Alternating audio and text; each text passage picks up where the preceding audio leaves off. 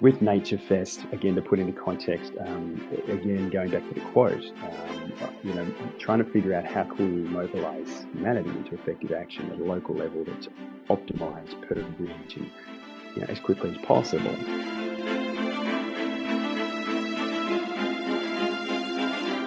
I hope that I can bring some value to this conversation. I wasn't expecting it, and I'm a bit, I guess, out of the box compared to many of the speakers here tonight. So I do appreciate it, and hopefully I can add some value. But to put some context, I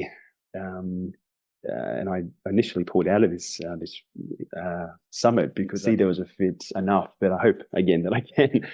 But what I'm on here for is nature puppets, because of Fantasia the Frog and Walter the Worm and we've got One-Eyed Penny the Visionary and a puppet show that I've created called Nature Puppets. But it is just one little piece of one of the initiatives I'm creating at the moment, which is Nature Fest. So if I can put some context on that, I see some behind me. It's like a virtual festival, and the goal effectively at the moment is to create 500. Excuse me, too. I think I've got bronchitis at the moment too, which isn't helping. But the goal is to create 500 nature festivals in different locations around the world by 2030. And the reason we've got, I guess, puppets in my hands here is they play an element of it, which I'll come to. But to put things in perspective, what ultimately I am is an engineer. So I dropped out, my bit of a background, I dropped out of chemical engineering with a year to go, many years ago, and fell into business via a business grant, and then continued, I guess, on my path, just to give you some background, I suppose, to finding my way in business, that I enjoyed engineering operations, particularly to optimize, everything. And about 3 years ago, I came across a quote. I could go along on many stories of I guess in the climate space, I helped build a solar door knocking business to from 5 employees to about 90, I think, in 12 months. Like I get in there and I get things happening, and I build large sales teams knocking on doors and all sorts of things. But so I've had a passion there for climate change and with the engineering as well. But about 3 years ago, I came across a quote that said, "The greatest threat to the planet is the belief that somebody else will save it."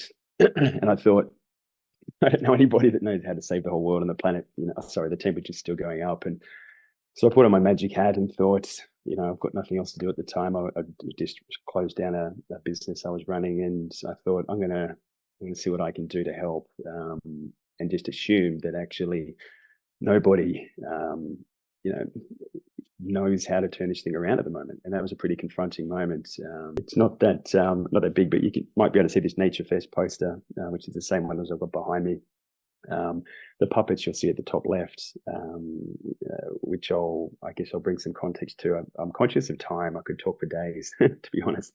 But the model that I am excited to share about, again, it might be just easier to tag everybody in the post I did tonight where I explain this model, that I believe that it can have a phenomenal impact on and again, I haven't been on the whole summit, so apologies if it's not a fit, not aligned with what's happened. But in terms of bridging the gap or creating jobs, it's a connection that brings together businesses and hackathons that came off the back of being invited to a hackathon or to help a hackathon this week. I was chatting with the executive team to help them get sponsorship. And as we were talking about the model, I asked a lot of questions, and again, I'm going off on tangents, but I hope I can share value somewhere. But what I saw as an opportunity to help the education system that are connected to creating talent, for real problems, as well as identifying potential solutions that don't exist yet in the business world, is these hackathons. So the hackathon I got invited to is about 100 students coming together, and what they're doing is just coming up with ideas on the day and then trying to create presentations and figure out a solution and present it to some judges. And I said, well, what about existing problems that are already out there in the community or around the world or what have you? And, it raised the thoughts. So that led to the creation of this model that now in the process of getting off the ground, which I think is going to be quite exciting, or very exciting. And I think, and then on top of that, it goes to the next level where you can create a global platform where you've got universities from around the world that are hacking together and collaboratively. So suddenly you've got relationships, people are helping each other's local problems through these hackathons, both virtually and on the ground in universities and out in the communities and so forth. But that's not what I got invited on to talk about today. So I just thought I'd give a quick blurb on it. To go back to the puppets. So thank you for that too. I just thought I'd share that in case it sparked any thoughts with anybody. And again, it's on my, if you go to my LinkedIn, I think it's the post I just did like tonight. So back to the puppets. With Nature Fest, again, to put into context, again, going back to the quote, trying to figure out how can we mobilize humanity into effective action at a local level that's optimized per region, as quickly as possible, and with enthusiasm. And that led on this big long adventure to eventually coming to an idea of creating festivals. And I love festivals; they're a lot of fun, but they particularly build relationships and they're an opportunity to educate and inspire and so forth. And as I looked around, there's some wonderful nature festivals and climate festivals out there, but there's nothing that's been choreographed to a degree that can be copy and pasted around the world and scale at speed with a supporting platform and all sorts of things. So that's what we're now creating. So at the moment, we've got someone in Zimbabwe, UK, as of last night. Kenya's looking good. Actually, Kenya's looking really good. So I'm excited about Kenya. But what I realized recently is, building 500 locations or festivals around the world by 2030 initially seemed like a pretty big thing to do. And then what I realized was, they don't all have to be the same size. Some might be even up to 100 people, might have 100,000 people. But what's important is we just need to find one person in any particular location and help build a festival around them. And the fact is, if you said, cool, I can do a festival. I mean, I've never built a festival before, but I know that I can make it happen. And we can help others. But if anyone says, I want to do a festival anytime between now and 2030, it might be 2028, 7th of June or whatever it might be, we'll make it happen. And so by the time we get to 2030, we've got 500 festivals happening. And I think that pulsing festivals year after year can be very huge. But what happens at the festivals and why I'm doing puppet shows? I should introduce you to some. I feel rude having not. There we go. Galileo, the mathematician, Gorilla, obviously. But more recently, again, I'm jumping around a bit, but just to give you some puppeting, I'm actually building Farmer Felix at the moment. He's a regenerative farmer. He's got one green eye and one blue eye for sharing stories and so forth. I've got 0.08 hectares of farm outside of my unit. It's been measured, and we've now got a banana tree, pawpaw trees. My friend that's moved in is an ex-farmer, which is quite handy. But what I've recognised after just throwing all these seeds in and things are growing, which is very cool, it's far from optimal. And the puppets are the opportunity through sharing story. And I've become fond of the puppets. Walter the Worm is legendary. Walter the Worm, he goes deep and he's a soil expert. So to take it to the next level, imagine if you've got 0.08 hectares of land to manage optimally. It suddenly becomes, by social media, a very powerful educational opportunity. And then more than that, I'm now going to be bringing on special guests. So imagine as voiceovers that are knowledge experts. So it might be even one of you tonight, or an ecologist or something, or a soil expert, or even more so innovation. So it might be an innovation of water management that's more effective, or something that's been found or created over in Zimbabwe or somewhere, and I can simulate that, in these puppet scenes. I've got a farm downstairs. I've got a creek down the road with different puppets, and unfortunately, we've got the ocean puppets. So Willow the whale, who I think I introduced early on, who I'm really fond of. I've got Olive the octopus and all sorts of things. But suddenly, you've got almost like a television show where you're creating these puppet scenes that are sharing stories that are reverse engineered to create calls to action at the end of the puppet shows.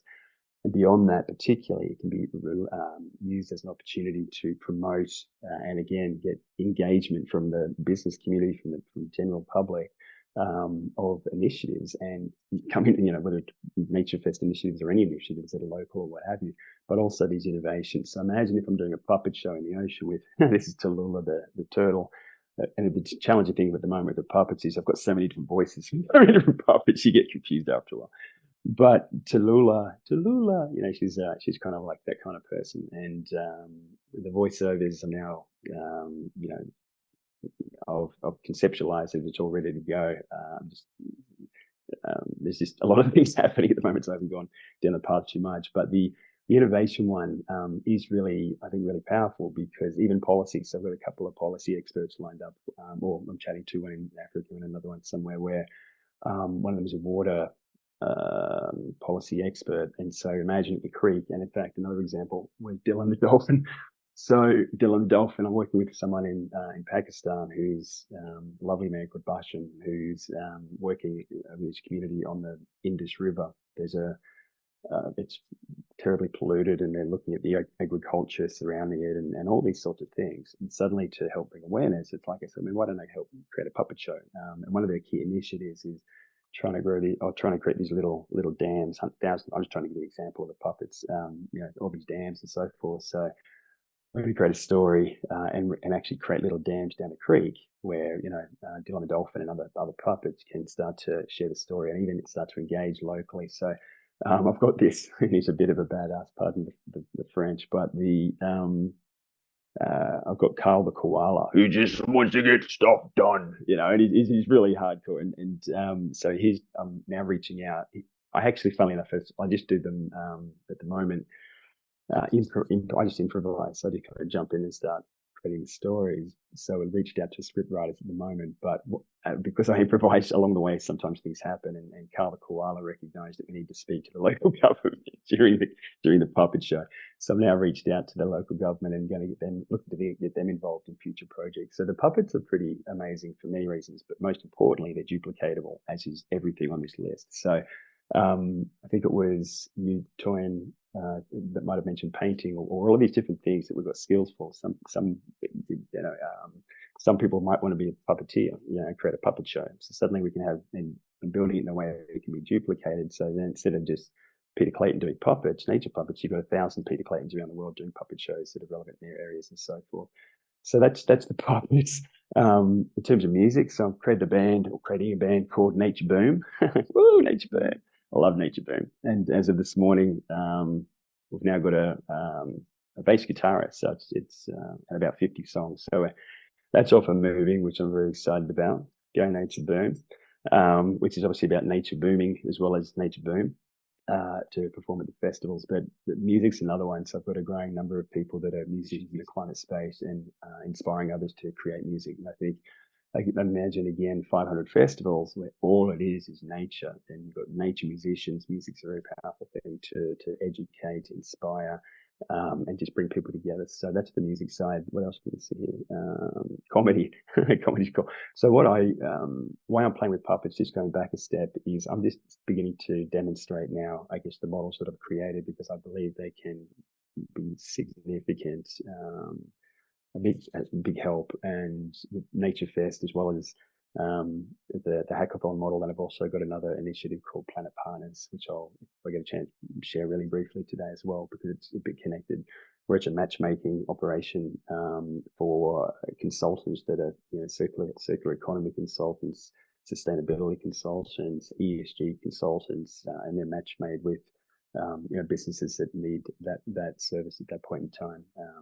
I had a business that I just kind of can copy paste where you get to know as a free introductions of those services to businesses that need to have a conversation about that at that point in time. It's quite a simple operation that's scalable too. So Planet Partners, I think, is really cool because I think a lot of these businesses out there need someone to help them on this transition all the way. And if you've got a suite of the best consultants locally around the world, and you can be introducing them chronologically at the right time, I think it could be a huge help. And I've seen it before with the business I ran called Best Play, which was helping businesses make the best plays.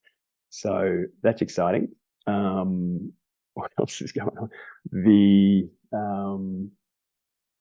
What else? Hang on.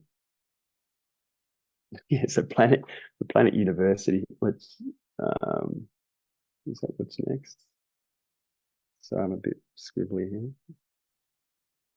Oh yeah, I'll just go back to that lastly. How am I doing for time? I don't really know how much I've got. I'm almost done anyway, but Yeah, I think I think you're fine, Peter. This is great. We'll wrap up Okay. in a few minutes, but we want to hear from you. Okay, cool. Okay, cool. No worries. So can you see that other diagram now? It's a bit of a different picture, or is that not showing? You can see a picture there? Oh, you can? Yeah, cool, cool. Okay, sweet. Yep. So it's so small too. I don't know why it's so small, but effectively, just to, I guess, recap last year on that model. So the Nature Fest over here is the yellow circle. And then underneath that, it's got inspire, educate, and so forth, with an arrow going vertical into Earth initiatives, the pre-created and you know, created by the Nature Fest and so forth, that are then continually implemented over time and so forth. And then coming out of the Nature Fest, you've got you've got the arts of it. You've got coloring shows, you've got speakers, you've got puppet shows, you've got all these sorts of things, all of which is being shared on social media. That attracts people to the local initiatives, back to other nature fests, back inspires them to become musicians. It's a model that just kind of keeps going around and around, with the focus being, the nature fest. Effectively, it's like you go to a nature fest, you come out a completely different person with respect to your paradigm, connections, community, awareness, understanding, discovery of where you can contribute, and a path that's clear on how you can, contribute with your passions and so forth. So that model is what that does, and then obviously duplicate that. So that's why we're launching or going, whoever wants to run a nature fest, we're in a race against time. So one thing I realized 3 years ago, well, a long time ago, that we are in a race against time. As I'm sure you all know, with biodiversity collapsing and oceans disappearing with it, and temperatures rising and all these sorts of things. It's literally a race against time. So that's why these festivals, music, and all the rest of it, and creating these platforms to ultimately communicate. I think it was again Toyan who mentioned soft skills and just the ability to communicate, influence, educate, and there's so much noise out there in social media, but the models, I guess, we create to help, yeah, capture the attention. And again, it's always the bell curve. As I'm sure you know, you've got the innovators, the early adopters, and then the mass, and then we all start running. And so the focus is always on having fun with the innovators and the early adopters, and keep the storm rolling. So, but things are going well. Things are going well. So that's the model there. And then just lastly, I guess going back to the university thing, okay, and I can't quite see it, but effectively, there's relationships here that just work. The from a everyone's communicating. So you've got the businesses communicating that's been shortlisted by those that have, openly wanting to have help or wanting to have a hackathon, that we're discovering via Planet Partners as we're talking to business after business. It's like the hackathon's almost like a package to a degree, where over time it becomes, you've got this platform of students, endless talent, that through a process can be hacking problems for your business. The business is investing in them because it makes sense. They've identified there's a case to invest student energy on it, and you've got a mix of collaborative students that build relationships over time and all sorts of things. So that's that, and then the actual. I won't go into the details about the consultants and their LinkedIn as well, but ultimately what that means is you've got this machine that, from ongoing, um, just from having what's the word, transparency of all of this happening, it gives rise to identifying what knowledge is needed to help solve these problems, and from identifying that, working backwards, is like, okay, well, what subjects we need to create, and why I guess I stepped a bit further to that point and thought, okay, maybe we need to create a university. And one of the reasons for that, is I went to the University of Queensland, a symposium not long ago about circular economy and regenerative economy. It was brilliant. And I said to one of the hosts, I said, how many? Oh, I know. I think I looked on the website or something. It was like there's only two courses in the whole university on the circular economy, and this is when I was in like circular economy zone. I was just like, oh my gosh, we're stuffed.